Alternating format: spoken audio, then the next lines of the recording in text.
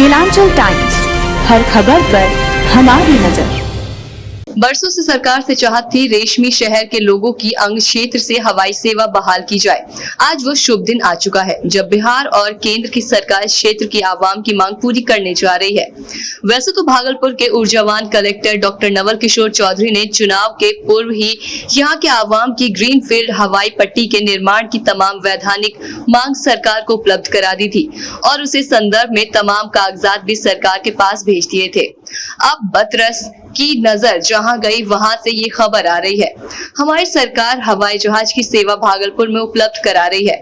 भागलपुर के लोगों को मुख्यमंत्री नीतीश बाबू, प्रधानमंत्री भाई नरेंद्र मोदी और भागलपुर के सांसद अजय मंडल और जन जन के प्रिय हो चुके कलेक्टर साहब की तमाम कार्यशैली पर पूरा भरोसा हो चुका है। अब शहर रेशमी कहलाने वाले भागलपुर की आवाम निश्चित हो जाए और गर्व से कहे हम भी हवाई सेवा प्राप्त शहर के नागरिक हैं। हमारे भी मुख्यमंत्री अंग जनपद क्षेत्र के विकास के लिए सजग हैं। सबसे बड़ी बात तो जो विक्रमशिला यूनिवर्सिटी है, इसका नाम इतिहास में स्वर्णिम अक्षरों में लिखा गया है और इससे भागलपुर जिला ही नहीं बल्कि पूरे बिहार के लिए एक बहुत बड़ी उपलब्धि है कि जो स्वर्णिम अक्षरों में हमारा नाम था पुनः उन अक्षरों को पुनः दोहराया जाएगा और यहाँ ये सेंट्रल यूनिवर्सिटी के रूप में विकसित किया जाएगा, जिससे हजारों लोगों को फायदा होगा। और इसके अलावे जो आसपास के लोग हैं, भागलपुर है या उसके आसपास के क्षेत्र के लोग हैं, इन यहाँ एंसिलियरी इंडस्ट्रीज भी डेवलप करेगी, लोगों को काफी हजारों की संख्या में रोजगार मिलेगा और सबसे बड़ी बात है कि एक अलग वातावरण उत्पन्न होगा, शिक्षा का वातावरण उत्पन्न होगा। इसमें बहुत लोगों को फायदा होगा। मैं समस्त भागलपुर वासियों को इसके लिए शुभकामनाएं देता हूँ, बधाई देता हूँ। कितनी राशि अधिग्रहण के लिए आवंटित है? राशि करीब 89 करोड़ रुपए की राशि अभी ऋणांकित की गई है और हम लोगों ने सारा प्रपोजल अनुसार तैयार करके रखा हुआ है। तो शीघ्र इसको डिपार्टमेंट को हम लोग सारा एडमिशन के प्रोसेस के बारे में और सारी चीज़ों के बारे में अवगत कराएंगे ताकि इसका एक बात और आई थी जो कैंसर हॉस्पिटल को लेके था, सर उसको लेके भी आपने बिहार सरकार को लिख दिया? बिल्कुल, मैं देख रहा हूँ, चूंकि मैं चिकित्सा क्षेत्र से ही बिलोंग करता हूँ, मेरा मास्टर्स भी है इसमें, तो मैं देख रहा हूँ कि इन क्षेत्रों में जैसे कि बिहार की आबादी करीब 13 करोड़ से अधिक है और यदि उत्तर बिहार की बात करें तो एक मुजफ्फरपुर में हो सकता है, लेकिन यदि पूर्वोत्तर बिहार की बात करें तो कहीं भी इसका हॉस्पिटल बेहतर तरीके से नहीं है और कैंसर के मरीजों की संख्या धीरे धीरे करके विभिन्न कारणों से बढ़ रही है। तो यदि भागलपुर में एक कैंसर हॉस्पिटल होता है तो भागलपुर, बेगूसराय, खगड़िया, बांका और कटिहार, पूर्णिया, किशनगंज सभी लोगों के झारखंड इलाके के लोगों के लिए काफी सुविधाजनक होगा और इसका प्रपोजल हमने गवर्नमेंट को भेजा है और वहाँ से अनुमति मिलती है तो हम लोग विधिवत प्रपोजल पुनः बना के भेजेंगे। जमीन भी हम लोगों ने लगभग चिन्हित कर रखा है, लेकिन प्रपोजल निर्देश मिलने के बाद में सर सेंट्रल गवर्नमेंट के कैबिनेट में शायद इस बात की चर्चा है, जो ग्रीनफील्ड एयरपोर्ट है उसमें भागलपुर और राजगीर का नाम शायद शामिल है।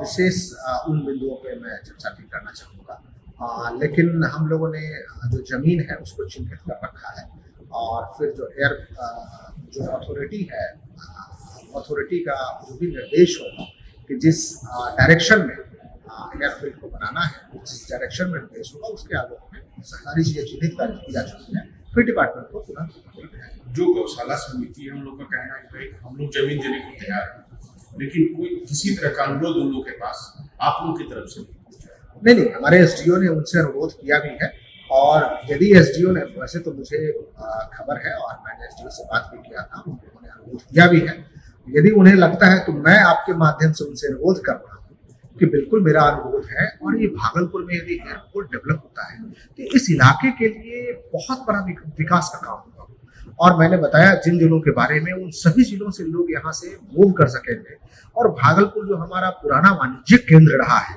एक बड़ा कॉमर्शियल सेंटर रहा है, उसका पुनः जीर्णोद्धार होगा और भागलपुर को उसी तरीके से उड़ान मिलेगी, इसके विकास को उसी तरीके से सिल्क इंडस्ट्री भी डेवलप करते हैं। बिल्कुल, सिल्क इंडस्ट्री डेवलप कर जाएगी और आज आपको रिसेंट अपडेट में बता रहा हूँ करीब 19.5 करोड़ रुपए का सिल्क इंफ्रास्ट्रक्चर को डेवलपमेंट के लिए गवर्नमेंट ऑफ इंडिया ने सैंक्शन भी कर दिया है और उसकी राशि क्रमांकित भी कर दे रही है। तो इससे यहाँ के लोगों को बहुत फायदा होगा। उतना ही नहीं, भागलपुर में हमारे बुनकर बंधु हैं, उन लोगों को ट्रेनिंग के लिए भी एक दूसरी राशि क्रमांकित की है। मैं संजीव कुमार लालू शर्मा, उप संपादक केलांचल टाइम्स। हम भागलपुर के माननीय सांसद अजय मंडल जी से एक व्यक्तिगत मुलाकात करने आए और इस मुलाकात में हमने वही मुद्दा इनसे जानना चाहा जो विषय पे शहर की लगभग आबादी चिंतित है। भरोसा भी है, काम भी हो रहा है और सपने भी साकार होते नजर आ रहे हैं।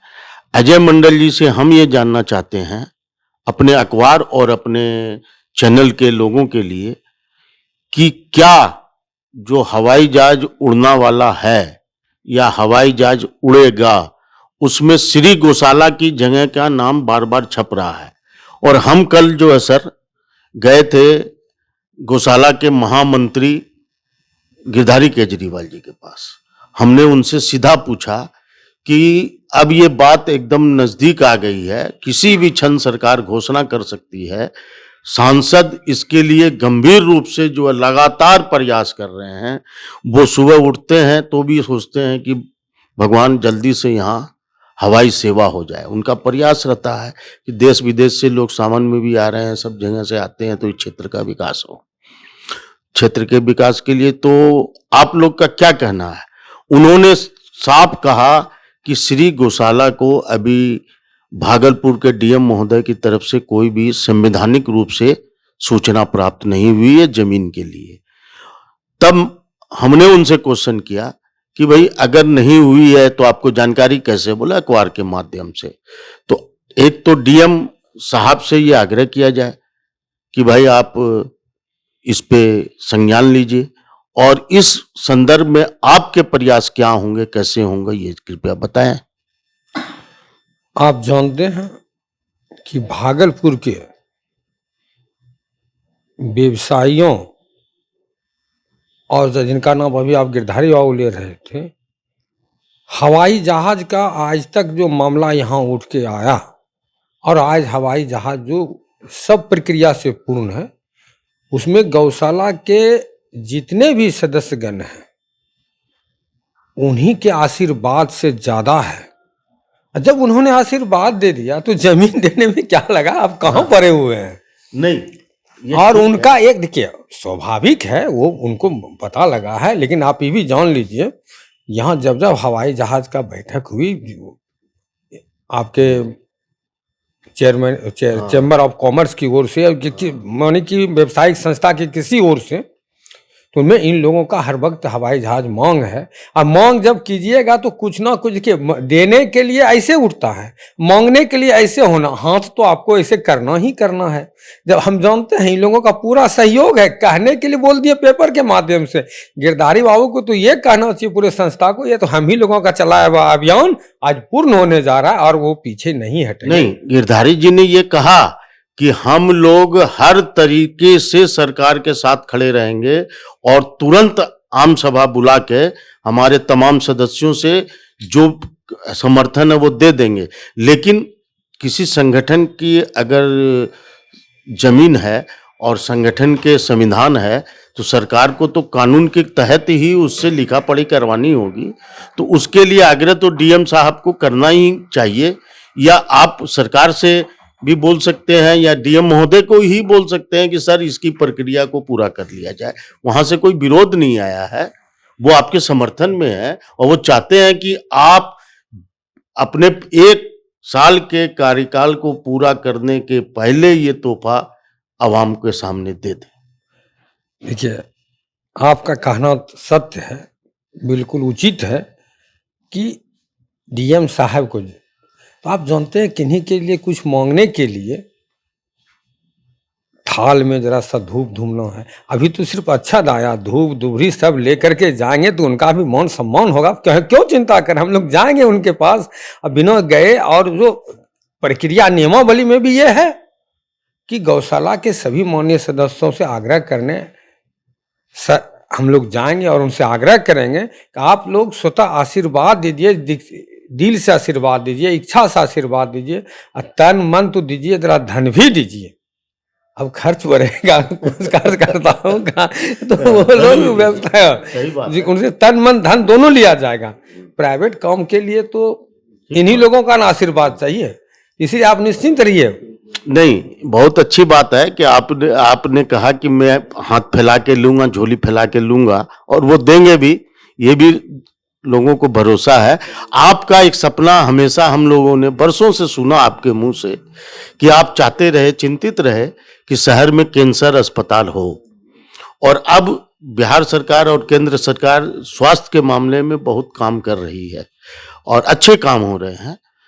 तो भागलपुर का जो कैंसर अस्पताल का एक आपका सपना है कि यहाँ के लोग जो है इस महंगे इलाज को जाके अगर किसी चैरिटी में भी कराते हैं तो आने जाने में भी बहुत खर्चा हो जाता है, उतने भी खर्च बचेंगे। तो कैंसर अस्पताल की सौगात के लिए क्या आप प्रयास चालू कर दिए हैं? देखिए, आज के डेट में, आज के दिन में कैंसर लगभग बहुत स्पीड से लोगों में आ रहा है। अगर शुरुआत में उनकी इलाज हो जाता है तो वो सुरक्षित हो जाते हैं। तो हम भी चाहेंगे भागलपुर के इर्द गिर्द के क्षेत्रवासियों को, बहुत बात, चूंकि हम सांसद होने के नाते डेली 2-3 चिट्ठी लिख रहे हैं जो इलाज के लिए बाहर जाते हैं। हम क्यों नहीं वो चीज़ मैं यहीं स्थापित कर दूं कि बाहर वाले को भी हम फायदा दें, उनकी भी सेवा करे मेरा भागलपुर। हम इसीलिए सोचते हैं कि भागलपुर के साथ साथ बाहर के लोगों का भी यही सेवा कर दें। इसीलिए मैं इस पर कई बार चिट्ठी लिखे भी हैं और आज प्रयास है। और जब जहाँ स्मार्ट सुपर स्पेशलिस्ट हॉस्पिटल होगा, हवाई जहाज का रूट बन जाएगा मेरे यहाँ, तो हॉस्पिटल हो जाएगा तो लोग को आने जाने में सुविधा भी होगी।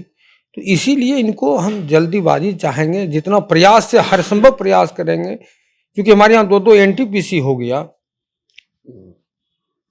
कि कैंसर हॉस्पिटल होना एक जरूरी है, क्योंकि वैसे तो जरूरत का चीज है और बीमारियों की संख्या बढ़ रहा है। लोग बहुत सारी बातें, खाद वगैरह का अनाज खाने में, और बीमारी तो एक ऊपर वाले का लिखा हुआ शरीर में है, कुछ अपना जवाब है। इलाज के लिए हम लोग प्रयास रहते हैं, बाकी तो भगवान भरोसे है सब। जो आप थे भागलपुर के सांसद अजय मंडल जी, एवं अजय मंडल जी का एक जनता से वादा रहा चुनाव के पूर्व भी कि मैं पंच रत्न, जिसको हम पंचामृत बोलते हैं, वो पंचामृत के रूप में 5 बड़ी योजनाएं अपने इस कार्यकाल में धरातल पर उतारेंगे। जो पूर्व में हुई वो सड़क, पुल निर्माण, रोड निर्माण। सर एक बात बताएं, जो गौशाला की स्थिति थी पहले पे हम नहीं जा रहे हैं, क्या बदलाव किया है अभी तक आपने? 2019 में समाज के लोगों ने हमारे ऊपर विश्वास रख करके हमको यहाँ का महामंत्री बनाया।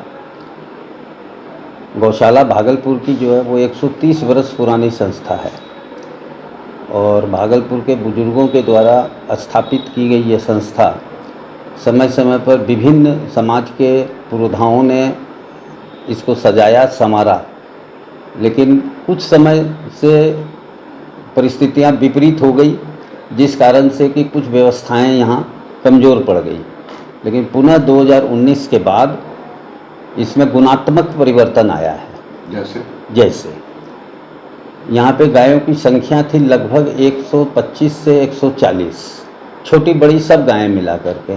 आज गायों की संख्या यहाँ 500 है, दूध वाली और बिना दूध वाली।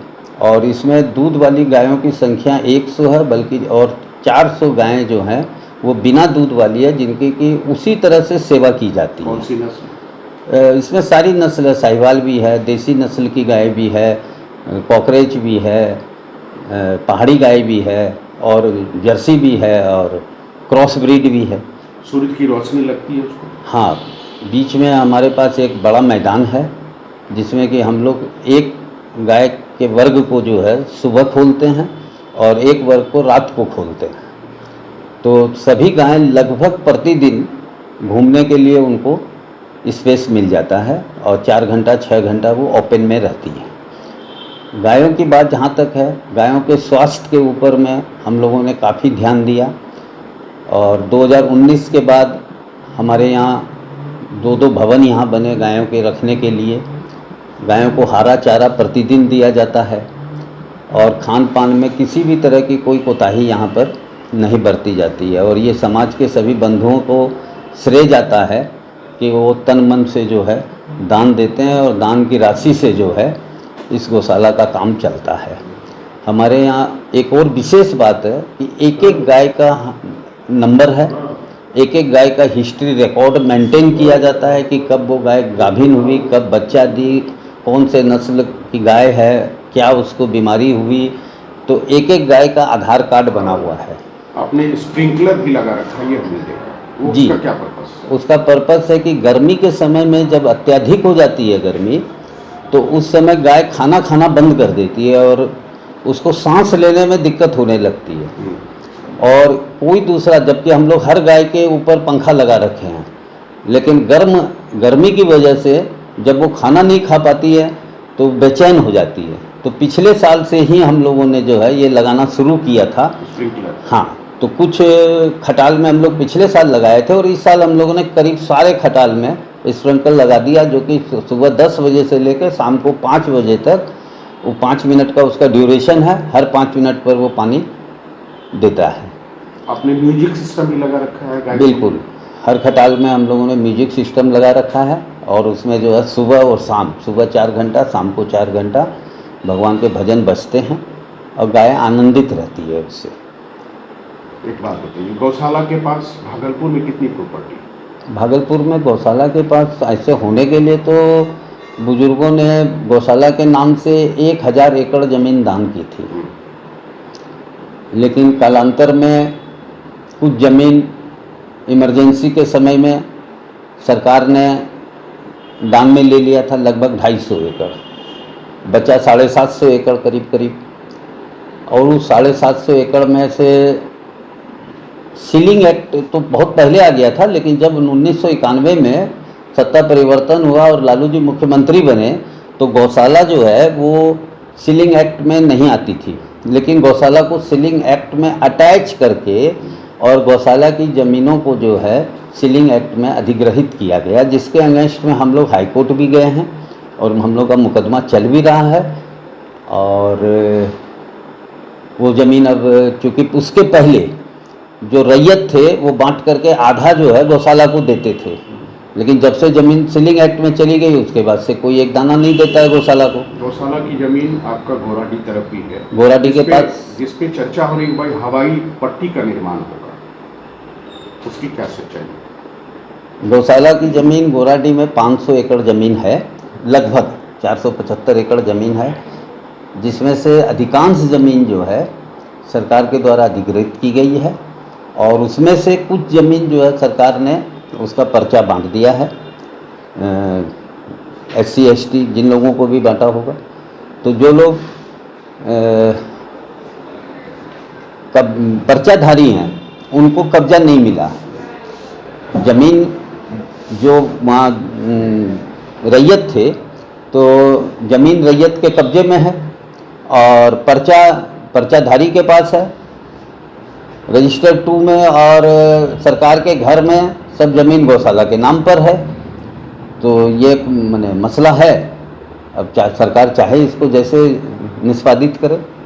जैसे आपने शुरुआत में कहा गौशाला की ज़मीन उसकी आमदनी से सब कुछ हमारा दुरुस्त है। नहीं, गौशाला की ज़मीन से आमदनी हमको 1990 तक होती थी। 1990 के बाद गौशाला की ज़मीन से कोई आमदनी नहीं है। लेकिन सोर्स तो जगे हुए हैं। सोर्स जगह हैं, लेकिन वो कहने के लिए हैं, लेकिन हमारे पास कोई आमदनी गौशाला की ज़मीन से नहीं है। एक भी रैयत एक दाना भी गौशाला को नहीं देता। अगर सरकार उस ज़मीन को लेती है तो गौशाला उस पर अपना दावा तो करेगी कि भाई अगर आप ले रहे हैं उसके बदले मुआवजा तो चाहिए हमें। हाँ, ये जब इस तरह की कोई बात आएगी तो फिर सरकार के साथ बैठ करके बातचीत होगी। अभी तो सरकार की तरफ से कोई प्रस्ताव आया ही नहीं है। हमारे पास कोई प्रस्ताव आएगा तो कमेटी उसके विषय पर जो है बातचीत करेगी। तो आप लोग अपने स्तर से इस मसले को लेकर भी तैयार हैं? हाँ, हम लोग तैयार हैं, क्योंकि हवाई अड्डा भी एक माने लोगों के हित का चीज़ है, शहर की आवश्यकता है। और एक बात और ध्यान दिलाना चाहते हैं आपको, गौशाला भागलपुर गायों की सेवा तो कर रही है और पूरे तन मन धन से कर रही है, लेकिन इसके साथ साथ सेवा का प्रकल्प भी जो है अभी यहाँ हमारे यहाँ भागलपुर में एक DN सिंह रोड में और एक गौशाला के बाहर में 2-2 ठंडे पानी का प्याऊ चल रहा है, एक निःशुल्क छाछ की व्यवस्था चल रही है, एक हमारे यहाँ सब वाहन है जो कि लोगों को ज़रूरत पड़ने पर उपलब्ध कराया जाता है, एक एम्बुलेंस संचालित हो रही है यहाँ गौशाला से। मारवाड़ी व्यायामशाला में बच्चे जो है व्यायाम करते हैं, कोई शुल्क नहीं लिया जाता है। तो ये जो सेवा के प्रकल्प हैं ये निरंतर जो है कुछ न कुछ गौशाला के द्वारा किया जाता है, जो कि आम मानवीय को जो है राहत हो। जैसे गिरधारी जी, हमारा भी एक अखबार है,